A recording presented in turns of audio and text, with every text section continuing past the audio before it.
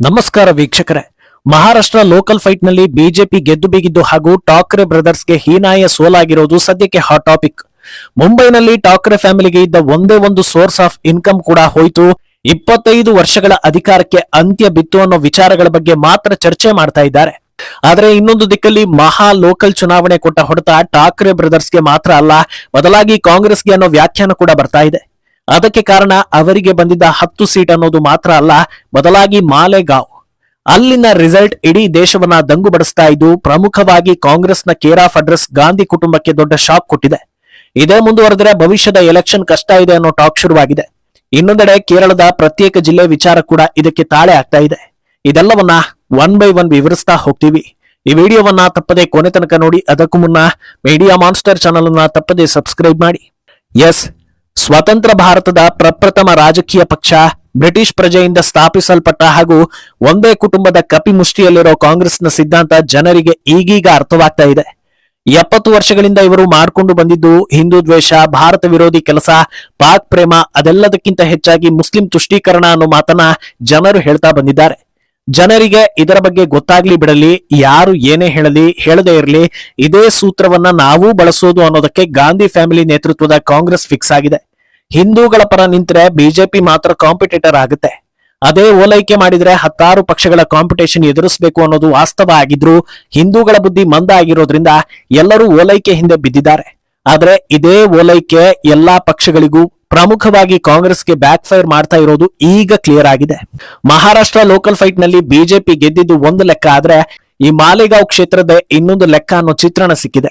ಯಾಕಂದ್ರೆ Muslim majority ಇದ್ದ ಮಾಲೆಗಾಂವ್ನಲ್ಲಿ ಕಾಂಗ್ರೆಸ್ಗೆ ಗೆಲುವು ಕೊಡ್ಲಿಲ್ಲ, ಠಾಕ್ರೆ ಬ್ರದರ್ಸ್ ಓಲೈಕೆಗೆ ಮಾರು ಹೋಗ್ಲಿಲ್ಲ, ಪವಾರ್ ಪಕ್ಷ ನಮ್ಮ ಪರ ಅನ್ನೋದನ್ನ ಯೋಚಿಸ್ಲಿಲ್ಲ, ಬದಲಾಗಿ ತಮ್ಮ ಸಮುದಾಯದ ನಾಯಕರಿಗೆ ಮಾತ್ರ ಮತ ಹಾಕಿ ಗೆಲ್ಲಿಸಿ ಇಡೀ ದೇಶಕ್ಕೆ ದೊಡ್ಡ ಸಿಗ್ನಲ್ ಕೊಟ್ಟಿದ್ದಾರೆ. ಮಾಲೆಗಾಂವ್ನಲ್ಲಿ ಟೇಬಲ್ ಟಾಪರ್ ಆಗಿರೋದು ಇಸ್ಲಾಂ ಪಾರ್ಟಿ. 84 ವಾರ್ಡ್ಗಳ ಪೈಕಿ ಬರೋಬ್ಬರಿ 35 ವಾರ್ಡ್ ಇಸ್ಲಾಂ ಪಾರ್ಟಿ ಪಾಲಾಗಿದ್ರೆ, ಎರಡನೇ ಸ್ಥಾನದಲ್ಲಿರೋದು ಓವೈಸಿಯ ಎಐಎಂಐಎಂ ಪಕ್ಷ. ಅವರು ಪಡೆದಿದ್ದು 21 ಸೀಟ್. ನಂತರದಲ್ಲಿ ಶಿವಸೇನೆ 18 ಹಾಗೂ ಕಾಂಗ್ರೆಸ್ ಬಿಜೆಪಿ ಒಂದಂಕಿಯ ಸೀಟ್ಗಳನ್ನ ಗಳಿಸಿರೋದು ಕ್ಲಿಯರ್ ಆಗಿದೆ. ಇಲ್ಲಿ ಬಿಜೆಪಿ, ಕಾಂಗ್ರೆಸ್ ಹಾಗೂ ಶಿವಸೇನೆಗೆ ಹಿಂದೂ ವೋಟ್ಗಳು ಹಂಚಿ ಹೋಗಿವೆ. ಆದ್ರೆ ಇಸ್ಲಾಂ ಹಾಗೂ ಎಐಎಂಐಎಂಗೆ ಸಮುದಾಯದ ಮತಗಳು ಸಮೀಕರಣ ಆಗಿದೆ ಅನ್ನೋ ಅಪ್ಡೇಟ್ ಸಿಕ್ಕಿದೆ. ಅಲ್ಲಿಗೆ ಒಂದು ವಿಚಾರ ಕ್ಲಿಯರ್, ಅದೇನಂದ್ರೆ ಕಾಂಗ್ರೆಸ್ ಆಗಲಿ ಅಥವಾ ಬೇರೆ ಯಾವುದೇ ಪಕ್ಷ ಆಗಲಿ ಅದೆಷ್ಟೇ ಓಲೈಕೆ ಮಾಡಿದ್ರು ತಮ್ಮ ಸಮುದಾಯದ ಅಭ್ಯರ್ಥಿ ಅಥವಾ ಕಂಪ್ಲೀಟ್ ತಮ್ಮದೇ ಪಕ್ಷದವರು ಕಣಕ್ಕಿಳಿದ್ರೆ ಯಾವುದೇ ಕಾರಣಕ್ಕೂ ತಮ್ಮವರನ್ನ ಬಿಟ್ಟು ಕೊಡೋದಿಲ್ಲ ಅನ್ನೋ ಬಲವಾದ ಸಂದೇಶವನ್ನ ಮಾಲೆಗಾಂವ್ನ ಬಹುಸಂಖ್ಯಾತರು ನೀಡಿದ್ದಾರೆ. ಇದರರ್ಥ ಸೆಕ್ಯುಲಾರ್ ಅನ್ನೋ ಪದ ಹಿಂದೂಗಳಿಗೆ ಮಾರಕ ಅನ್ನೋದು ಎಷ್ಟು ನಿಜವೋ, ಮುಸ್ಲಿಮರಿಗೂ ಅದು ಬೇಡವಾಗಿದೆ ಅನ್ನೋದು ಕ್ಲಿಯರ್ ಆಗ್ತಾ ಇದೆ. ಎಲ್ಲಿಯವರೆಗೆ ಹಿಂದೂಗಳು ಹೆಚ್ಚಿರೋ ಪ್ರದೇಶದಲ್ಲಿ ತಮ್ಮನ್ನ ಓಲೈಕೆ ಮಾಡ್ತಾರೋ ಅಲ್ಲಿಯ ತನಕ ಓಲೈಕೆ ಮಾಡುವವರನ್ನ ಬೆಂಬಲಿಸೋದು. ಆದ್ರೆ ಯಾವಾಗ ತಮ್ಮ ಸಂಖ್ಯೆ ಜಾಸ್ತಿ ಆಗಿರೋದು ಕನ್ಫರ್ಮ್ ಆಗುತ್ತೋ ಆ ಬಳಿಕ ತಮ್ಮವರನ್ನ ಬಿಟ್ಟು ಬೇರೆ ಯಾರನ್ನೂ ಬೆಂಬಲಿಸೋದಿಲ್ಲ ಅನ್ನೋ ರೀತಿಯಲ್ಲಿ ರಾಜಕೀಯ ಚರ್ಚೆಗಳಾಗ್ತಾ ಇದೆ. ಅಲ್ಲದೆ ಅದ್ ಹೇಗೆ ಕಾಂಗ್ರೆಸ್ ಅನ್ನ ತಮ್ಮವರಲ್ಲ ಅಂತ ಅವರು ಡಿಸೈಡ್ ಮಾಡಿದ್ರು ಅನ್ನೋದು ಕೂಡ ಈಗ ಎಲ್ಲೆಡೆ ಚರ್ಚೆ ಆಗ್ತಾ ಇದೆ.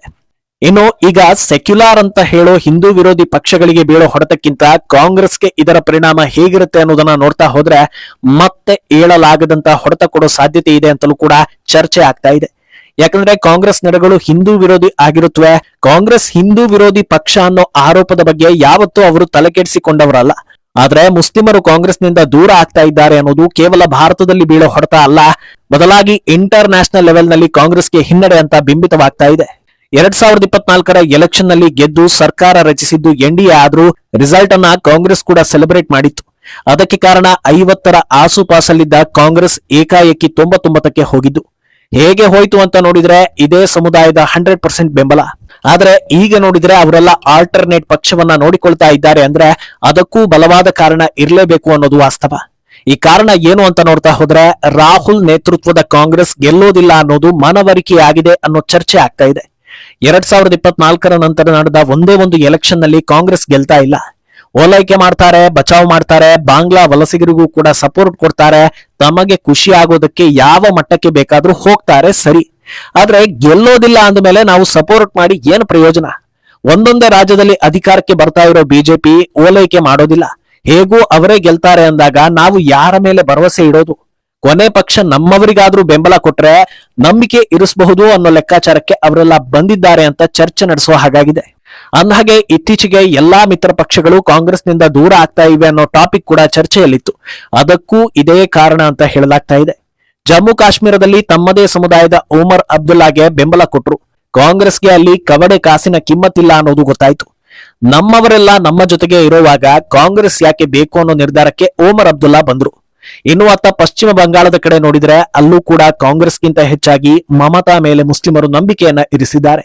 ತಮ್ಮದೇ ಪ್ರಾಬಲ್ಯ ಇರುವಾಗ ಕಾಂಗ್ರೆಸ್ ಅನ್ನ ಜೊತೆಗೆ ಇಟ್ಕೊಂಡು ಅವರ ಜೊತೆ ಪವರ್ ಶೇರಿಂಗ್ ಅವಶ್ಯಕತೆ ಇಲ್ಲ ಅಂತ ಅವರೂ ಕೂಡ ಸಿಂಗಲ್ ಆಗಿ ಸ್ಪರ್ಧೆಗೆ ಇಳಿದಿದ್ದಾರೆ.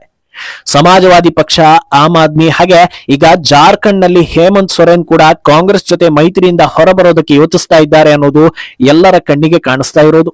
ಅಂದಹಾಗೆ ಈ ಬಾರಿ ತಮಿಳುನಾಡಿನಲ್ಲೂ ಕೂಡ ಸ್ಟಾಲಿನ್ ಪ್ರತ್ಯೇಕವಾಗಿ ಸ್ಪರ್ಧೆಗಿಳಿಯೋದಕ್ಕೆ ಎಲ್ಲಾ ತಯಾರಿ ಮಾಡ್ಕೊಂಡಿರೋ ಬಗ್ಗೆ ಕೂಡ ಸುದ್ದಿಗಳು ಬರ್ತಾ ಇದೆ.